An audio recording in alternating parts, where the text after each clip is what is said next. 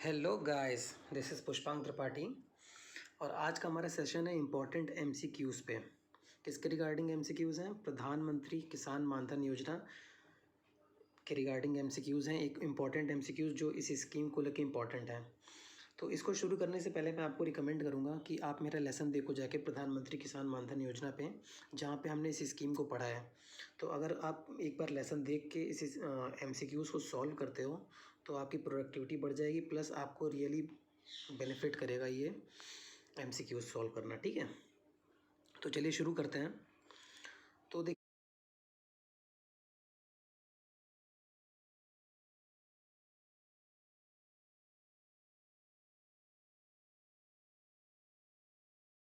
शुरू करने से पहले कुछ रूल्स समझ लेते हैं हम कि कैसे हमें करना है, कैसे आगे बढ़ना है। तो या तो आप एक काम कर सकते हो कि आप जैसे ही मैं आपके सामने क्वेश्चन रखूं, आप तुरंत वीडियो पॉज करो और क्वेश्चन सॉल्व करो, और उसके बाद देखो कि आंसर सही है कि गलत है। दूसरा ये कि आप मेरे साथ चलते रहो, जैसे जैसे मैं सॉल्व कर रहा हूँ आप भी अपने मेरे साथ देखते रहो कैसे सॉल्व हो रहा है, और फिर उसको देखो कि सही है कि गलत है।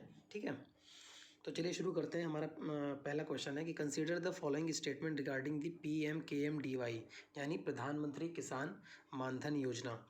तो पहला स्टेटमेंट क्या कह रहा है कि it is the flagship scheme of ministry of rural development.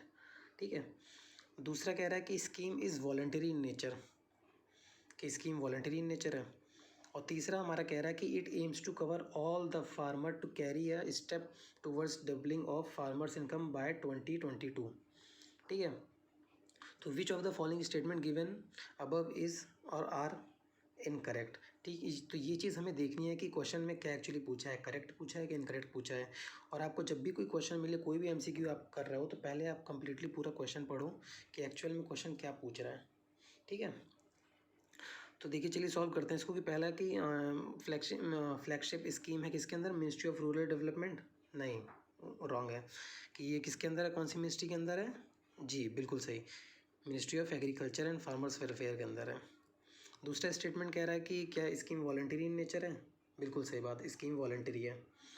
और तीसरा हमारा है कि क्या ये सारे फार्मर्स को इनकम करेगा, ऑल द फार्मर। तो जहाँ भी ऑल, कम्प्लीटली या ऐसा कोई भी टर्म है तो आपको बिल्कुल अपने कान खड़े कर लेने हैं, बिल्कुल आपका एंटीना तुरंत कैच करना चाहिए कि नहीं नहीं नहीं, कुछ तो कैच है यहाँ पे। तो ऑल द नहीं, ये सिर्फ स्मॉल और मार्जिनल फार्मर्स के लिए है। तो इसमें हमारा इनकरेक्ट पूछा तो पहला इनकरेक्ट हो गया, दूसरा करेक्ट है, तीसरा इनकरेक्ट है। तो यानी आंसर क्या होगा हमारा? बताइए बताइए। आंसर हो गया हमारा सी। नहीं नहीं नहीं, सॉरी सॉरी, आंसर हो गया हमारा ए। 1 and 3 आर इनकरेक्ट। ठीक है,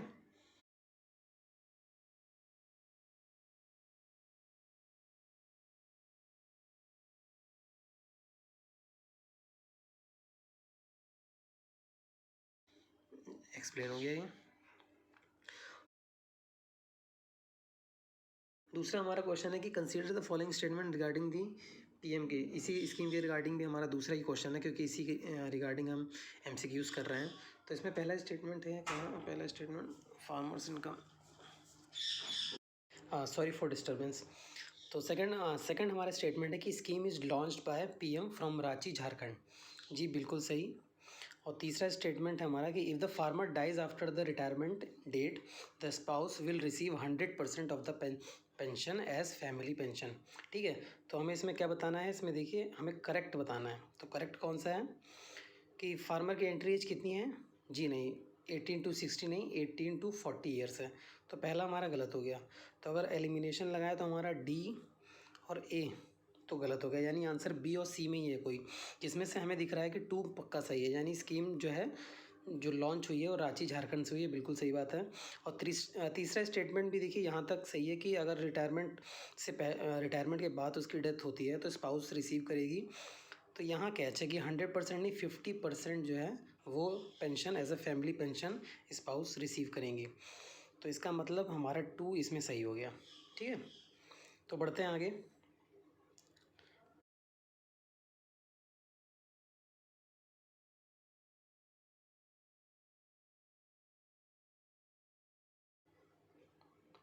तो थर्ड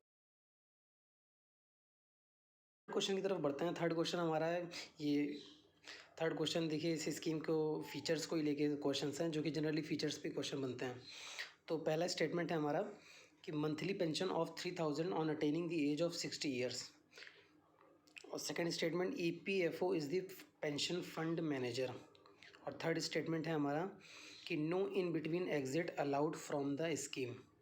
ठीक है, तो कोई भी आप जब भी ऐसे क्वेश्चन देखो तो कुछ चीज़ें होती हैं जिनमें आपको ध्यान देना होता है कि जैसे अगर पेंशन है तो अगर एग्जामिनर अगर जो पेपर सेटर है अगर गलती आपसे करवाना चाहेगा तो इन्हीं सब पे करवाना चाहेगा, इसको चेंज कर देगा या ईयर में चेंज कर देगा, या EPFO मैंने यहाँ लिखा है तो यहाँ कुछ चेंज होगा, या छोटी मोटे जो फीचर हैं कि क्या वॉलेट कि इन बिटवीन आप इसको छोड़ सकते हो कि नहीं छोड़ सकते हो, क्या स्कीम ख़त्म होने के बाद ही छोड़ सकते हो, तो इन्हीं सब में छोटे छोटे पॉइंट में होता है। तो जैसा कि इसमें हम देखते हैं कि मंथली पेंशन बिल्कुल सही है कि 3000 मिलेगी कब अटेन करने पे 60 साल, बिल्कुल सही बात है, पहला एकदम सही है। हाँ, तो इसमें हमें क्या फाइंड करना है, हमें इनकरेक्ट फाइंड करना है। ठीक है, इनकरेक्ट तो पहला सही है, अगर तो पहला सही है तो इसका मतलब है कि आपके D और A तो एलिमिनेट होगा, यानी B और C बचे। ठीक है, तो EPFO is a pension fund manager, जो कि गलत स्टेटमेंट है क्योंकि हमारा जैसा कि मैंने आपको बताया था, आप एक बार जाके लेक्चर ज़रूर देखिए, LIC हमारा पेंशन फंड मैनेजर है इसमें। ठीक है, तो सेकंड हमारा इनकरेक्ट है, जो कि यहाँ से आप पता भी कर सकते थे कि BNC में 2 कॉमन है, तो सेकंड हमारा इनकरेक्ट है, बिल्कुल सही बात है। और no in between exit allowed from the scheme, ये बिल्कुल गलत है क्योंकि आप इन बिटवीन एग्जिट कर सकते हो लेकिन 5 साल के बाद। सपोज़ अगर 2015 में मैंने स्कीम ज्वाइन की है स्कीम, तो 2020 से पहले नहीं कर सकता हूँ मैं, 5 साल मुझे कंप्लीट करने पड़ेंगे तो ही मैं इस स्कीम को एग्जिट कर सकता हूँ। ठीक है, लेकिन इन बिटवीन आप एग्जिट कर सकते हो, तो ये बात तो सही है। तो ये स्टेटमेंट हमारा गलत हो जाएगा, तो इसमें आंसर में इनकरेक्ट पूछा है तो आंसर हो गया C। ठीक है,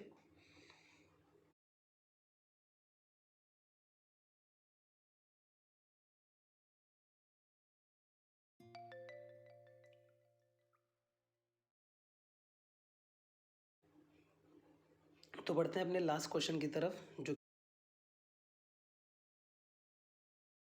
कि हमारा लास्ट क्वेश्चन है आज सेशन के लिए और इसी स्कीम के लिए।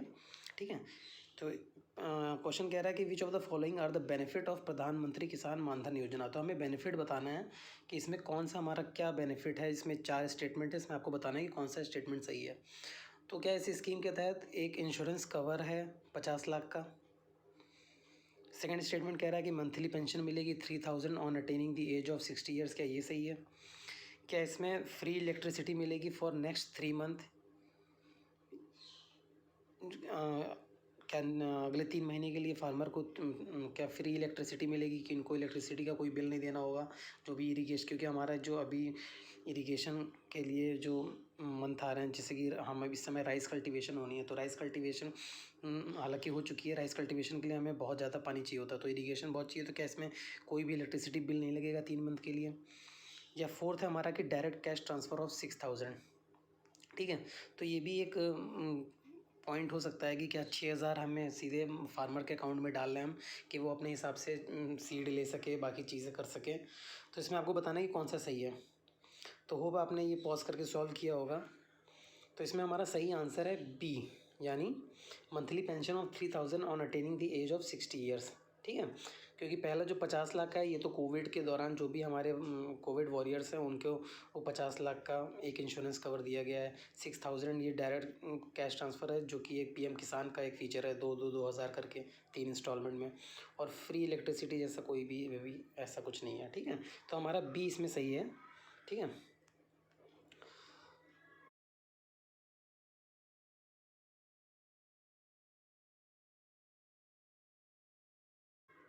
तो थैंक यू गाइज़।